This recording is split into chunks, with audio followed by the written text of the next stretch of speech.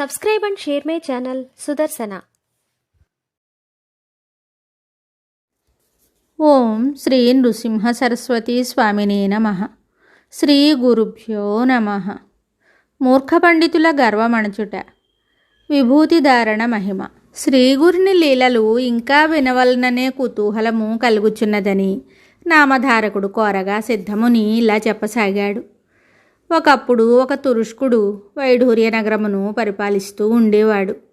పండితులను బలవంతంగా తన వద్దకు పిలిపించుకుని వేదమంత్రాలను చదివి వాటి అర్థాలను చెప్పించి వారిని నిందించి హేళన చేసేవాడు. ధనాశాపరులు వాటికి సహించి ధనమును పొందుతూ ఉండేవారు. ఒకరోజు ఉత్తర దేశము నుండి వేద పండితులైన బ్రాహ్మణులిద్దరూ రాజు దగ్గరికి వచ్చి, మేము వేద పండితులము, మాతో వాదించేవారు ఉంటే పిలిపించండి అని కోరారు. రాజు దండోరా వేయించినను ఎవరు వాదించుటకు ఇష్టపడక రాలేదు. ఆ ఇద్దరు పండితులకు రాజు కానుకలిచ్చి సన్మానించాడు. మ్లేచ్చుని ఎదుట వాదించుటకు ఇష్టము లేక పండితులందరూ వారికి జయపత్రములు ఇచ్చారు. రాజుగారి అనుమతితో ఆ రాజ్యములోని పండితులను ఓడించుటకు ఆ పండితులిద్దరూ బయలుదేరారు. రాజ్యమంతటా పర్యటిస్తూ జయపత్రములు పొందసాగారు. వారు ఒకరోజు కుమసి గ్రామానికి వచ్చి త్రివిక్రమ భారతిని మాతో వాదించవలసిందిగా కోరారు.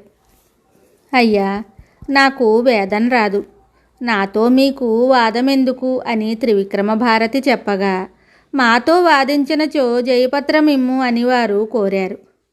వీరి గర్వమును అణచవలనని తలచిన త్రివిక్రమ భారతి గాణుగాపురంలోని తన గురువుగారైన శ్రీ నృసింహ సరస్వతి స్వామివారి దగ్గరికి గర్వితులైన ఆ ఇద్దరు పండితులను తీసుకుని వెళ్ళారు.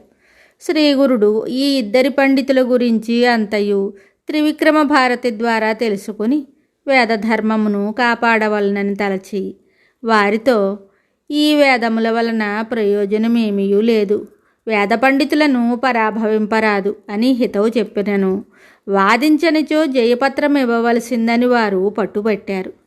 అప్పుడు శ్రీగురుడు, అనంతములైన ఈ వేదములను బ్రహ్మకైనను సంపూర్ణముగా తెలియశిక్ష్యము కాలేదు. వేదములు ఆద్యంతరహితములు. మీరు 4 వేదములు ఎట్లు పఠించారు?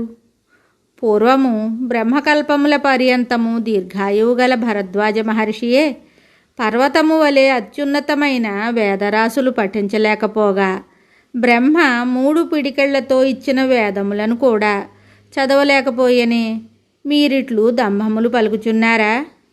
వేదమంతయు ఏ ఒక్కనికి పఠించ సాధ్యము కాదని తలంచిన వ్యాసభగవానుడు వేదములను 4 భాగములుగా విభజించి ఋగ్వేదము పైలుడను శిష్యునికి, యజుర్వేదమును వైశంపాయనునికి, సామవేదమును జయముని అను శిష్యునికి, అధర్వణ వేదమును సుమంతునికి ఇచ్చెను. ఈ 4 వేదములు వాటి శాఖలు మొదలగునవన్నీ వారికి వివరించెను. పూర్వము బ్రాహ్మణులు సదాచార సంపన్నులగుటచే ఈ వేదములు పఠించగలిగారు. వారిని రాజాధిరాజులే కాదు, దేవతలు కూడా గౌరవించేవారు. ఈ కలియుగములో బ్రాహ్మణులు కర్మభ్రష్టులై అనాచారులవుతున్నారు. దురాశతో హీనులను ఆశ్రయిస్తున్నారు. వేదవేత్తలమని విర్రవీగు మీరు బ్రాహ్మణులను ఈ విధముగా అవమానించతగదు అని హితవు చెప్పినను శ్రీగురుని మాటలు పెడచెవిని పెట్టి జయపత్రం ఇవ్వవలసిందిగా వేద పండితులిద్దరూ కోరారు. ఇంక వీరికి ఎన్ని హితవులు చెప్పినను ప్రయోజనము లేదని వారి గర్వం అణచతలచి, మీ కోరిక ఇప్పుడే తీరుస్తానని వారికి చెప్పి శ్రీగురుడు ఆ దారినే వెళుతున్న ఊరి బయట నివసించు ఒక కడజాతి వానిని పిలిచి వానిపై తమ కృపాదృష్టిని సారించి తమ శిష్యుని చేత తమ చేత దండముతో ఆ కడజాతి వాని ముందు 7 గీతలు గీయించి వానిపై విభూతి చల్లి వానిని ఆ 7 గీతలు దాటవలసిందిగా స్వామి ఆజ్ఞాపించారు.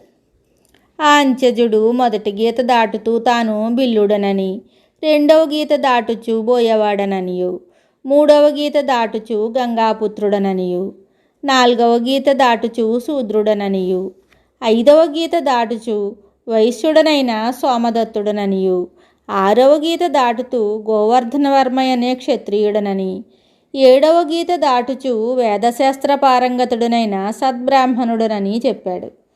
నీవు వేదవిధుడవైతే ఈ పండితులిద్దరినీ ఓడింపుమని శ్రీగురుడు ఆనతిచ్చారు. ఆ చండాలుడు వేదగానం చేయటం ప్రారంభించగానే కుమతులైన ఈ పండితులిద్దరూ భయభ్రాంతులై శ్రీగురుని పాదములపై పడి, మేము బ్రాహ్మణులను దూషించామని, మీ మహిమను కూడా ఎరగలేక మీ హితవచనములు వినలేదని మమ్ము రక్షింపుమని ప్రార్థించారు.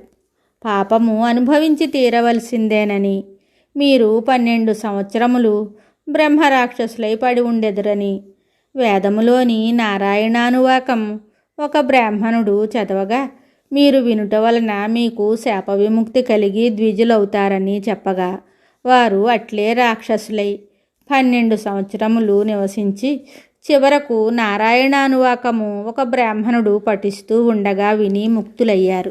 అప్పుడా చండాలుడు గత జన్మలలో తాను వేదవిధుడునను స్మృతి కలుగుట వలన ఈ చండాల జన్మ ఇప్పుడు కలుగుటకు కారణమేమని శ్రీగురుని అడిగాను. ఓయి, చండాల జన్మ ఎత్తుటకు తాను చేయు అనేకమైన దోషములే కారణమని, ఆ దోషములన్నీ అతనికి వివరించి, ఆయా దోషములు పాపములు చేసిన వారు మరు జన్మలో చండాలురై జన్మిస్తారని చెప్పాను. ఇంకా ఏ పాపాల వలన ఏ జన్మ వస్తుందో కూడా శ్రీగురుడు వివరించి చెప్పగా, తెలిసియో తెలియకో చేసే పాపాలకు ప్రాయశ్చిత్తం లేదా అని అడుగగా, పశ్చాత్తాపం పడుటయే మొదటి ప్రాయశ్చిత్తమని, ఇంకా చేసిన తప్పును అందరి ముందు ఒప్పుకొనుట, గోదానము వలన, సువర్ణదానము వలన, కృష్యాది వ్రతములు ఆచరించుట వలన, గాయత్రీ మంత్రానుష్ఠానము వలన ఈ పాపాలు నశించునని చెప్పారు. శ్రీగురుడు, నీవు నీ తల్లిదండ్రులను వదులుట, గురువును దూషించుట వలన నీకు ఈ చండాల జన్మ సంక్రమించిందని చెప్పి, ఇంకనైనా 1 నెల రోజులు ఇక్కడ సంగమంలో స్నానం ఆచరించి పవిత్రుడవై మరు జన్మలో బ్రాహ్మణుడివై పుట్టెదవని చెప్పారు. స్వామి, మీ కృపతో నేను పాప విముక్తుడనైనాను. నన్ను కడజన్మ నుంచి ఉద్ధరించి ఈ బ్రాహ్మణునిగా ఉండునట్లు అనుగ్రహింపుమని ఆ చండాలుడు స్వామిని ప్రార్థించాడు.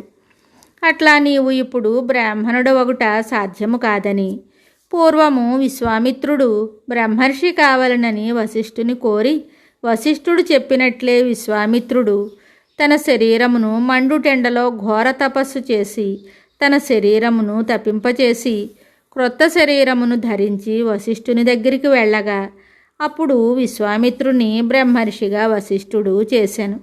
నీకు అట్టి అవకాశము లేదు కనుక ఇప్పుడు సంగమంలో స్నానము చేయము, మరు జన్మలో బ్రాహ్మణునిగా జన్మించదవని చెప్పాను. చండాలుడు అందులకు ఒప్పుకోక మాలపల్లెకు వెళ్ళుటకు ఇష్టపడలేదు. ఇంతలో భార్యాపుత్రులు వచ్చి బ్రతిమలాడారు. వారి మాట పెడచెవిని పెట్టాడు.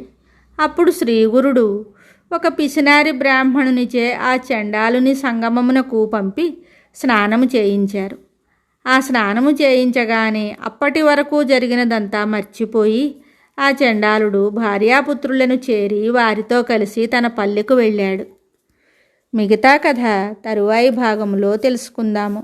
శుభం. Subscribe and share my channel Sudarsana.